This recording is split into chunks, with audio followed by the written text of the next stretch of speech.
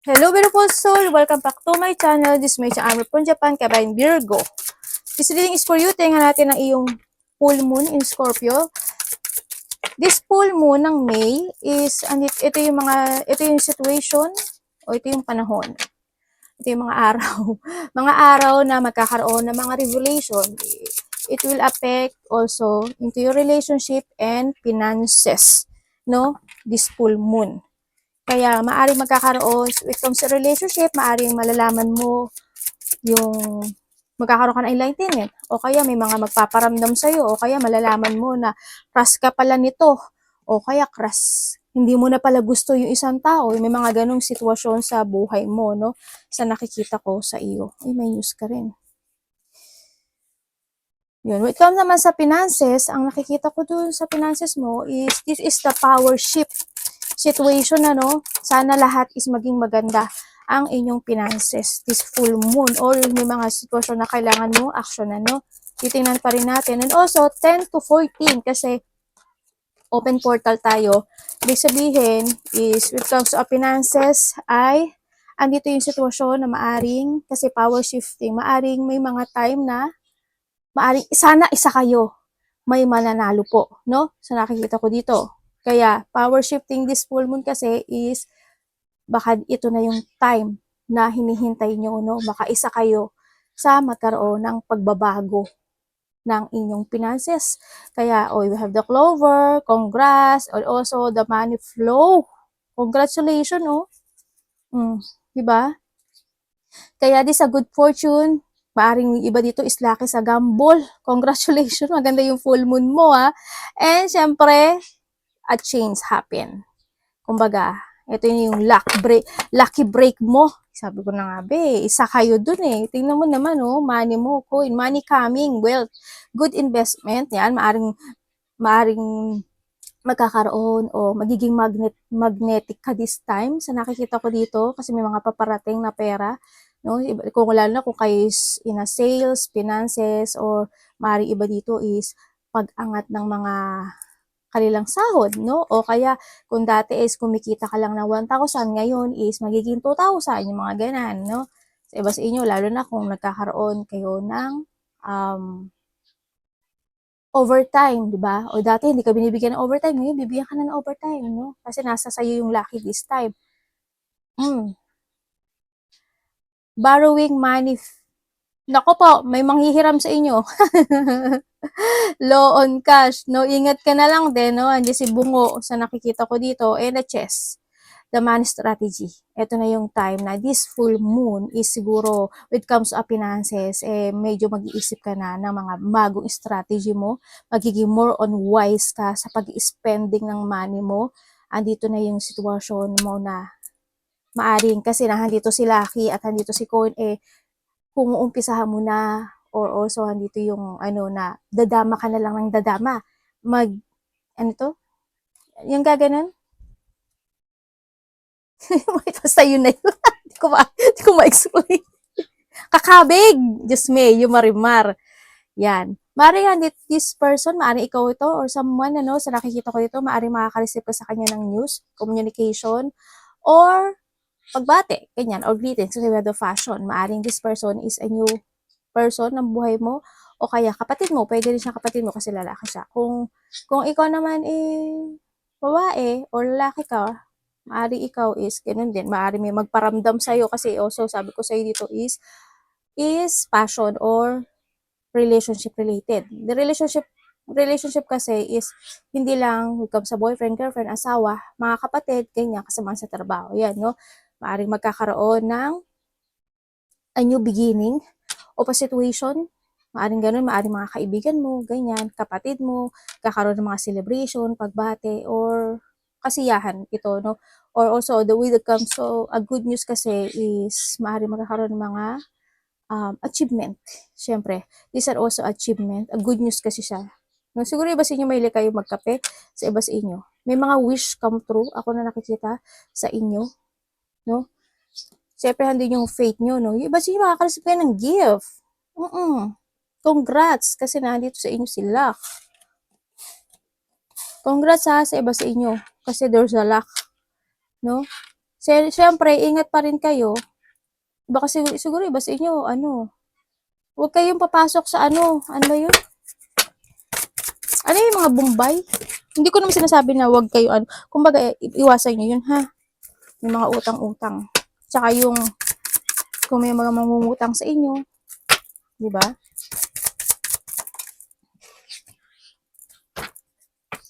Diba sa inyo, medyo hirap ata, no? Maaring, kung kayo is hirap, andito yung sitwasyon. Kasi iba, maaring may konting delay, kasi mas marami kayong tinutulungan, di ba? O kaya, andun yung sitwasyon na mas maraming lumalabas. Pero alam ko, hindi kayo magastos, no? Virgo, sa nakikita ko dito. Yun nga lang siguro, there's a hardship situation sa iba sa inyo, no? O, may mga sitwasyon na kailangan yung tahakin this time. Mahirap man yan, pero kailangan mo malakpasan until the end o makaakyat dun sa taas. Kasi, alam ko na takot kayo when it comes to a failure. Kaya maaring this time is mag-iisip na kayo more na mga strategy, no, sa iba sa inyo. Pero, if ever na this cup, no, sa nakikita ko dito, kailangan yung punuan. Siguro this is a time na pagpupuno ng inyong cups this time when it comes to your money. Also when it comes to a love, no, kung also this is a love, ito yung sitwasyon na mag-focus ka sa sarili mo. Siguro, alam ko naman na mas more ka na-focus sa sarili mo. Pero, siyempre, kung may mga anak ka, diba, mas pinagbibigyan mo sila. Iinumin mo na lang, bibigay mo pa sa kanila o kakainin mo na lang. No? Kaya mag-pay attention kayo, ha, when it comes dito. No? Kumbaga, hindi masama na pukusan yung mga kahilingan o mga wish come true into your life. Sa nakikita ko dito.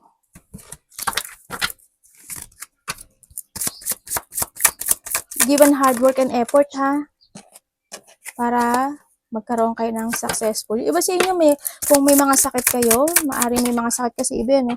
Mag-focus din kayo sa health issue nyo. Maaaring iba dito, may mga nawala na maaaring ito is kakilala, no? Maaaring karelasyon, kakilala, or malapit sa'yo. Sa nakikita ko dito. If you given hard work in this situation, it will pay off. Magpe-pay off siya, Yan, Your hard work will pay off soon. Keep going ka lang. Tulad nito, sabi ko sa'yo, diba? Mag-keep going ka lang dyan. Hard to climb, pero wag kang titigil. Ibig sabihin is, magkakaroon siya ng pay off sa'yo. Kaya, andito yung sitwasyon na pagkakaroon ng pagko-construct ng sarili, ng finances, ng business, o also, pagbuong muli, no? Try to make it balance yung mga bagay o sitwasyon sa iyo. Hard work is a key. What lasts will never come easily. Wala kasi talagang mabilis na mabilis na depende lang kung mandudugas ka, 'di ba? Hindi naman good yung kasi bad karma ang kakaharapin mo at the end, 'di ba? Kaya fulfill your cup, focus to your health, love yourself, also sa nakita ko dito, and then hindi ba nananakit yung ulo nyo dito? Ito yung siguro yung time na, siguro kayo, this time medyo, malo-low energy kayo this time, no, sa nakita ko dito. When it comes to a loss, I hope hindi buhay. Maaring hope syempre. Maaring ito is a past, ganyan, sa iba sa inyo, no, sa nakikita ko dito, sana past. Maraming klase ang loss. Loss of money, loss of loved ones, loss of pet, mga ganyan, or loss of something sa inyo. Pero may magtatapos sa buhay mo dito. Kumbaga, yung pagtatapos na yon at pag-uumpisa ng isang sitwasyon sa buhay mo, you need to embrace yung bagay na yun kasi nangyayari yun. Kasi may dahilan. Ba? Pero wag ka pa rin malungkot kasi meron ka namang clover, no? Pero kailangan mo pa rin kasi andyan sila kailangan po rin mag-focus. Hindi naman porque sinabi ko dito may clover, hindi ka na magfo-focus at mag-give effort and hard work sa mga bagay o sitwasyon mo, lalo na when it comes to finances. Diba? kailangan pag-aralan mong maigi yung situation mo. Mag-trust ka lang din sa sarili mo. Diba? O sa mga ginagawa mo. Okay. May mga indecision. May mga konting delay ako na nakikita sa'yo, no? Siguro andito yung situation na nag-overthinking ka sa mga options mo sa buhay mo this time. Kaya nagkakaroon sa'yo ng mga missed opportunity, no? Sana mag-focus ka sa iba sa inyo. Iba sa inyo, andun yung trust nyo when it comes to a relationship, when it comes to a love. Trust to each other, nandoon yun, ano, hindi nawawala sa nakikita ko dito. Or trust into your decision. Yan, nandito pala, andito yung dalawa yung health mo, oh. 'Di ba? Ibig sabihin is you are focusing sa iyong health issue o kung may mga health issue ka or into your health. Maaring iba sa inyo is nagpupunta na kayo um, sa gym, yoga, walking, mga ganyan, no? Or dieting, maaring iba sa inyo is nandun na kayo. Kumbaga, kinukondisyon nyo yung inyong sarili this time sa nakikita ko sa iba sa inyo. Tingnan natin ang pwede pa natin makita when it comes to your money. Okay, when it comes, oo, pinag-iisipan mo, ano, handun din yung, kasi when it comes to your money, inaalala mo talaga, no? Nag-aalala ka rin, talaga handun yung kahilingan mo, na sana manalo ako sa ganito, manalo ako sa loto, dumating yung malaking pagbabago sa buhay ko, handun ka sa sitwasyon mo na yon. Sa ngayon is, kung ano yung meron ka ngayon, pinipilit mo naman siyang balansehin. No? May mga pinag-aaralan ka nga actually, no, dito sa buhay mo. Siguro, andin yung magkakaroon ka ng clarity. Maaring ikaw is mag-a-action na this time. Sa nakikita ko dito, nasa sa'yo si The World, si Ace of Cups, Cozy. Si Ten of Cups, maganda mangyayari sa'yo. Ibig sabihin, magkakaroon ng malaking pagbabago sa'yo this time. Siguro is kasi may mga good news situation ako nakikita sa'yo. Uy, congrats ha, may good news ka. And also, when it comes sa sarili mo, you have a mission to pursue ha, sa nakikita ko dito. Siguro, when it comes sa health, ganun din. Sa nakikita ko dito, may mga pag-uumpisa, o may uumpisahan ka, o inuumpisahan ka, o uumpisahang muli. No? Pero may good news sa'yo. Makakaramdam ka ng kasiyahan sa nakikita ko sa'yo dito. And there's a new beautiful day or together ng iyong family. Maaari magkakaroon ng celebration, pagkikita, o kasiyahan yung nakikita ko dito. Andito rin yung situation mo na itatama mo na yung mga mali mo this time. If ever na meron kayong ganun, ano, or need, no, mas more kang mag-focus to achieve something into your life. Pero there's a victory and success. Ako nakikita sa'yo, kaya maaring papasok itong si Clover. Kasi there's an achievement situation sa buhay mo na maaring may manalo po. No, sana kayo to, no, sana kayo to, no, or maari din naman when it comes sa trabaho mo, is this is the time to focus and give an effort and hard work kasi there's a changes situation ako na nakikita sa iyo. Maaaring pag-uusapan ka rin, no, sa nakikita ko sa iyo dito, fulfillment, the beginning, and there's an overflow ako nakikita sa iyo. May good karma ka, oh. May good karma ka. Kasi andito rin si Star, andito si The World. Siguro iba dito, nag-wish kayo na ano, na mag-travel. Siguro, kung hindi man to mangyari in a month, by next year mangyari to. Sa nakikita ko dito. Kasi sa ngayon is, may mga bagay o sitwasyon na kailangan pang gawin o aksyonan. No? Sa nakikita ko dito. Pero may panimula kang muli, oh. Magiging maganda yung takbo ng ano mo, pwede this full moon. Magiging maganda. If you are sa social media, magiging maganda yung takbo mo. Siguro iba sa inyo mag-uumpisa kayo sa social media or papasok na kayo by the government, ganyan, artista. Kasi andito yung pagwawagi mo or famous, magiging famous ka. Or maybe, hindi yung fame, hindi yung kasikatan. makukuhan din yung recognition, mas maraming makakakilala sa'yo, o haharap ka sa maraming tao, mga ganyan, sa nakikita ko sa'yo dito. Pero may pagwawagi, no? Ako nakikita sa iyo. Congratulations kung ano man tong good news sa'yo. Ngayon pa lang binabati na kita sa nakikita ko dito. Kasi ngayon is mas more ka mag-move forward to explore sa mga plano mo. Sa nakita ko, dito na rin yung mga new project ka na gagawin, or magte-take a risk ka sa mga bagay o sitwasyon mo this time. Andito yung pakikipagsapalaran mo. Kumbaga, panimulang muli ng pakikipagsapalaran mo, mga ganyan, sa iba sa inyo. Congrats, ang ganda ng ano mo. Either sa trabaho mo yan, sa project mo yan, or sa iyong relationship. Kasi dito si fashion, diba? Tsaka si man sa nakikita ko dito. O yun, parang ang daming tao. Anong meron sa'yo?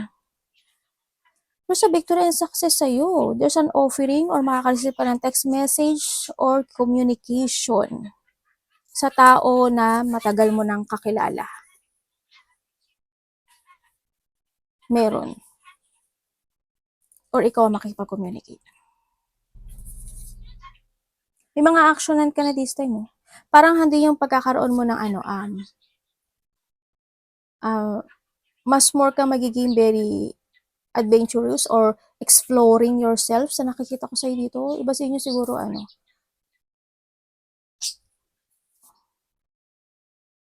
new creation, no? Siguro iba sa inyo is may mga kakausapin kayo o may mga tao na kukonek sa'yo. Meron. May mga taong kukonek sa'yo. Pinag-uusapan ka rin dito eh.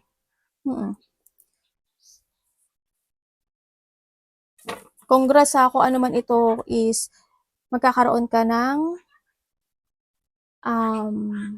basta mag-action ka, magkakaroon ka ng magandang kalalabasan ito. Kasi this is a new beginning of your life na magkakaroon ng pagbabago. With the month of June, October,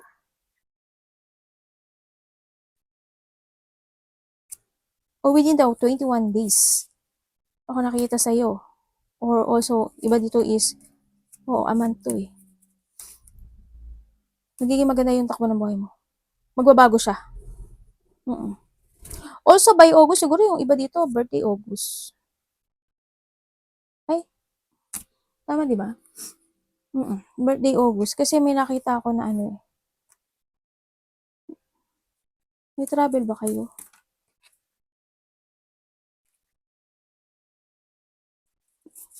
May mga opportunity na darating sa'yo. Instant opportunity. Also, is also a freedom yun eh. Yun. By August siguro may mga situation na medyo magiging magaang na yung situation mo, ganyan, sa nakita ko dito. Or maaring 8 days, 8 weeks, ganyan. Congrats, no? There's an achievement, may mga well-wisher ako nakikita sa'yo. Kung sino may mananalo or any situation na pwede kayong manalo is congratulations in advance. Arigato namaste, God bless.